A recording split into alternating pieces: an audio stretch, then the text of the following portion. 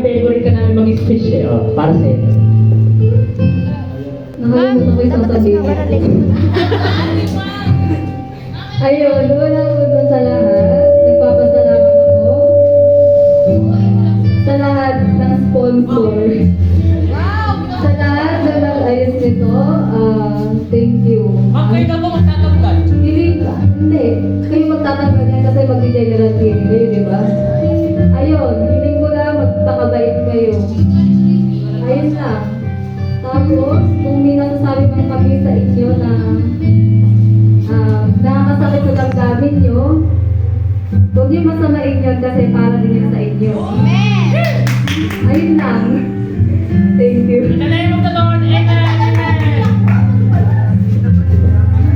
Okay. So, alam namin ma'am na natatakap na kayo sa nasa harap ninyo. Di pa? Di pa? Hindi pa.